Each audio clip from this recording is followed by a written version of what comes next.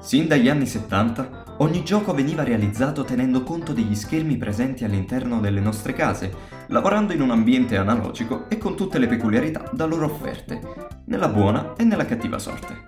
Il risultato finale su schermo altro non era che il tanto amato e odiato filtro CRT, il quale dava vita alle singole immagini.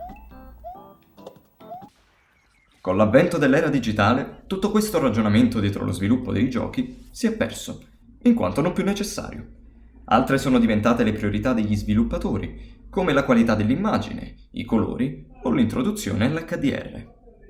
I videogiochi del passato, invece, sono stati affidati all'emulazione, con risultati altalenanti nel corso degli anni. Collegare una vecchia console su un nuovo schermo, seppur possibile, non era un'opzione da prendere seriamente in considerazione. L'infima risoluzione non era più sopportata negli schermi più moderni e per questo motivo un segnale video progressivo veniva convertito in un suo multiplo interlacciato. Un risultato, possiamo dirlo, pessimo. Considerato ciò, ogni schermo recente ci ha portato a due scelte per le console più vecchie: affidarci all'emulazione o adattarci. Oggi però abbiamo una soluzione al problema.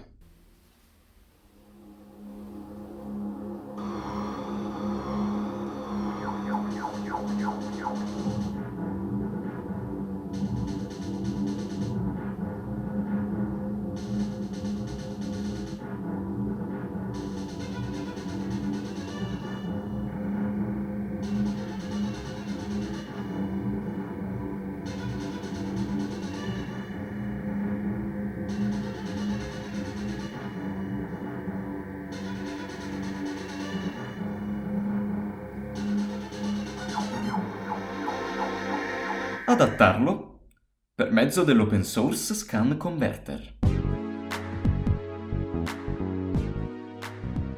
Conosciuto anche come OSSC, il progetto open source, ideato dall'ingegnere finlandese Marx, come risposta alle costose soluzioni di upscaling presenti sul mercato, è diventato nel giro di pochi anni un prodotto indispensabile per ogni amante del retro gaming.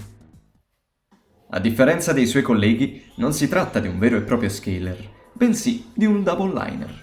Il suo compito non è quello di lavorare con l'immagine finita, bensì con le singole linee di scansione che la compongono, al fine di raggiungere la risoluzione finale più alta, accettabile dallo schermo, gradevole alla vista e con un valore irrisorio di lag aggiunto.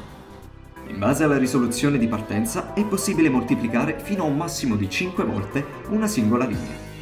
Questo, per chi è stato da anni abituato all'emulazione, non dovrebbe stupire in verità, ma è la prima volta che un risultato simile è ottenibile con le proprie console originali.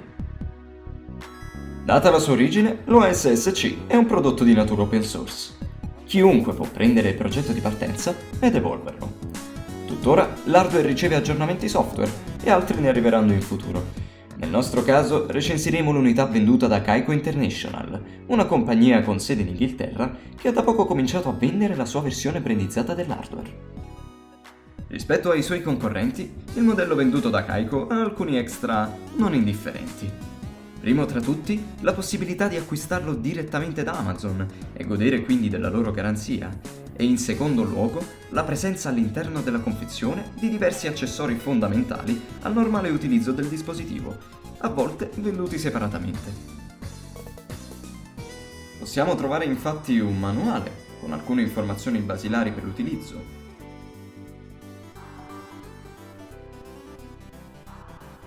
un telecomando, batterie non incluse, per utilizzare anche a distanza l'unità,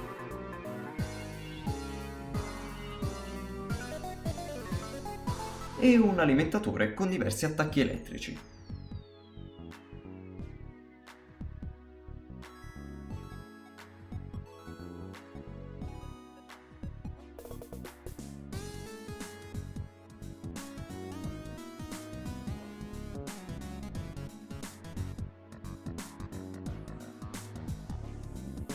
Dato il costo irrisorio, ci sarebbe piaciuto vedere incluso almeno un adattatore audio da 3.5 mm, in modo da evitare una spesa extra per utilizzare il comparto sonoro delle console collegate in VGA o component.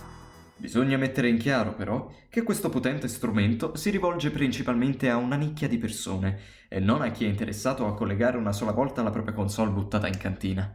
Se il vostro setup è composto da svariati apparecchi da gioco e relativi cavi SCART RGB, component o VGA, allora l'OS SC non è solo un acquisto utile, ma lungimirante. Al contrario, se non disponete di nulla di tutto ciò e avete sempre collegato le vostre console in composito, S-Video, con o senza un adattatore SCART, o utilizzando il segnale antenna, avrete ben altro a cui pensare prima. Per di più, dato il compito svolto dall'unità, non tutti i display potrebbero essere compatibili con ogni modalità. In generale, i monitor per PC sono più adatti alla mansione, dato il loro utilizzo principale, ma anche la vostra televisione potrà venirvi incontro, a patto che sia di una qualità nella norma. Nella descrizione del video potete trovare 2 link per delle liste di compatibilità. Esse sono in costante aggiornamento e nulla esclude che eventuali problemi possano venire risolti in futuro.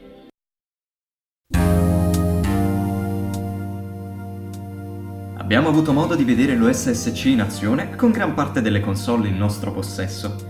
Adesso è arrivato il momento di analizzare, caso per caso, cosa può significare per un utente ottenere la miglior resa possibile su schermo con la propria console. Analizzeremo diverse piattaforme, diverse risoluzioni e altro ancora, in modo da coprire ogni possibile curiosità in merito. Con l'OS SC il nostro punto di partenza è con le console in grado di supportare una risoluzione verticale di 240 pixel in diverse parti del mondo o di 256 pixel in Europa. Super Nintendo, Sega Mega Drive, Sega Saturn e PlayStation sono alcune delle console in grado di generare un'immagine su schermo in quelle risoluzioni e per questo motivo sono il punto di forza principale per utilizzare tutte le funzionalità del prodotto. A discapito di quel numero di pixel, non si tratta sempre di un valore standard, quanto di un range di diverse possibili risoluzioni da esso comprese. Esattamente come le console più recenti di oggi, anche in passato si era soliti utilizzare delle risoluzioni particolari. Spesso la differenza dipendeva dai limiti offerti dall'hardware, come nel caso del Super Nintendo, mentre altre volte veniva fatto per assecondare alcune necessità degli sviluppatori. Con l'avvento dei giochi tridimensionali, invece, la situazione cominciò a farsi un po' più complicata. Si trattava di un mondo completamente nuovo per gran parte degli sviluppatori e per questo motivo la presenza di multiple risoluzioni si faceva sentire. Per questa ragione sarà quasi sempre necessario, all'avvio di un gioco con una risoluzione di quelle precedentemente segnate, lavorare con l'unità al fine di ottenere una resa visiva in linea con quelle che sono le vostre aspettative. Diversi dei valori presenti potrebbero in un primo momento intimorire i più o risultare troppo complicati, ma la comunità ha lavorato a diverse impostazioni facili da applicare. Troverete maggiori informazioni all'interno della nostra recensione scritta. Il link è in descrizione. Utilizzare un segnale in alta qualità sull'OS SC è fondamentale per ottenere un'immagine su schermo. Ciò però potrebbe far storcere il naso ad alcuni puristi per via della perdita, in particolari casi, di alcuni effetti ottenibili con il più accessibile segnale composito. Esistono alternative dedicate alla conversione di questo tipo di segnale, ma avere un'immagine funzionale oggi è un trade-off pressoché necessario.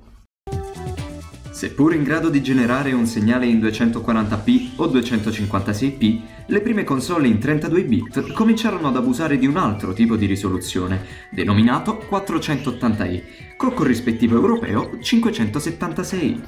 Quando utilizziamo la lettera P, ci riferiamo a un'immagine generata con un segnale progressivo, mentre con la lettera I a uno interlacciato. La differenza principale tra questi due segnali è data dalla presentazione finale dell'immagine. In un segnale progressivo, ogni singola linea di scansione viene generata una alla volta, mentre nel segnale interlacciato ciò avviene ad intermittenza, mostrando su schermo in breve tempo solo le linee pari e subito dopo quelle dispari, portando con sé una degradazione complessiva della qualità dell'immagine. All'atto pratico, una risoluzione interlacciata tornava utile per ottenere una risoluzione più alta sui vecchi schermi, riducendo la banda richiesta per il flusso video. E infatti, gran parte delle console della sesta generazione ne approfittarono. Per piattaforme come Sega Saturn e PlayStation, il suo utilizzo era relegato principalmente ai menu, dando non pochi problemi a diversi scaler sul mercato. Ogni dispositivo doveva, su richiesta, cambiare risoluzione quando necessario, e ciò dava vita a un blackout dell'immagine in pochi secondi. L'OSSC non è da meno, ma permette di ridurre al minimo questo valore, lasciando solo il tempo di attesa al vostro schermo. Nel caso voleste utilizzare il dispositivo in accoppiata con una Game Capture, dovrete con buona probabilità escludere la registrazione di contenuti con risoluzione ibrida, in quanto la registrazione verrà interrotta e andrà riavviata ad ogni cambio. Si può ovviare al problema con l'utilizzo di dispositivi esterni che si occupino del segnale di entrata, a costo però di aggiungere del lag. Come precedentemente accennato, l'utilizzo di una risoluzione interlacciata divenne una prassi con le console della sesta generazione e, in alcuni casi, della settima.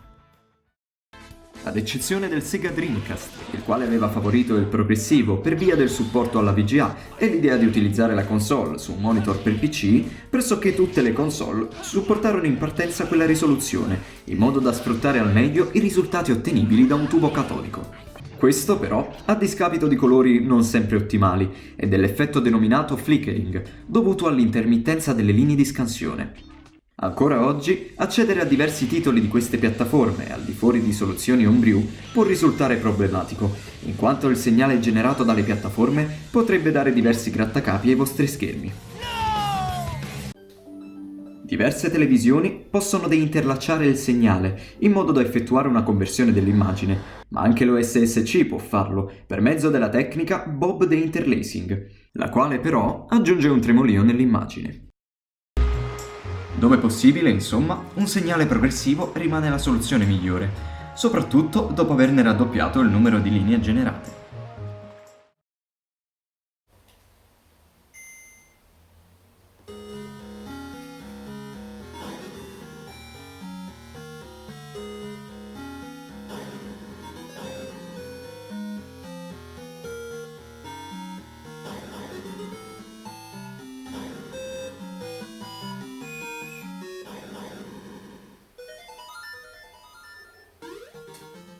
Pur non essendo la sua priorità, il Nintendo GameCube ricevette nel corso della sua vita un particolare accessorio, denominato Game Boy Player.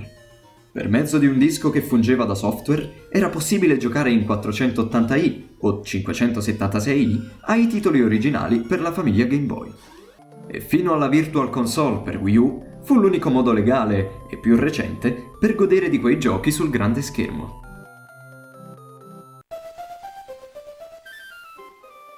Grazie agli sforzi della community, una particolare utility denominata Game Boy Interface è nata con lo scopo di arginare i problemi e vincoli della proposta di Nintendo, introducendo tra gli altri la possibilità di inviare allo schermo un segnale in 240p.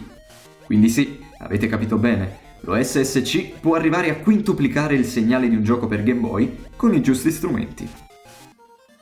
Ovviamente la resa di partenza non è in grado di riempire tutto lo schermo e per questo motivo dovrete utilizzare le opzioni del display per ingrandire l'immagine quanto necessario.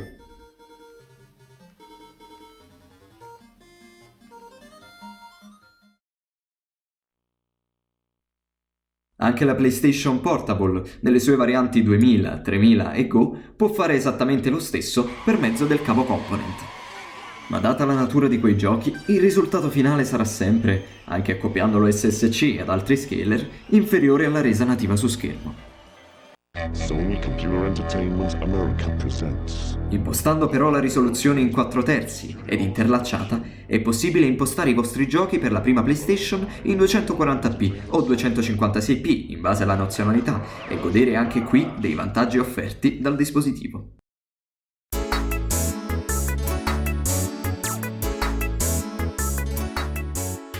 Inutile girarci attorno, l'OSSC è un qualcosa che per un appassionato di retro gaming può essere tranquillamente considerato un punto di non ritorno.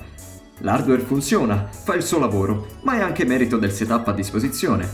Avere tutta la cavetteria e componentistica necessaria è fondamentale al fine di utilizzare il prodotto venduto da Kaiko. Si tratta dopotutto di un prodotto per pochi, che punta a coprire una nicchia di giocatori alla ricerca di una soluzione per utilizzare al meglio le proprie console, scendendo a patti con l'evolversi della tecnologia. Il risultato offerto è paragonabile e a volte superiore a quanto ottenibile con l'emulazione e altre soluzioni ufficiali. In altri casi potrebbe perfino farvi dimenticare l'esistenza di alcune remaster recenti. Bisogna passare un po' di tempo in fase di setup, questo è innegabile, così come dato il prezzo proposto forse si sarebbe potuto fare di più in termini di presentazione del prodotto, ma quello che conta davvero è che possa dare nuova vita alle vostre console.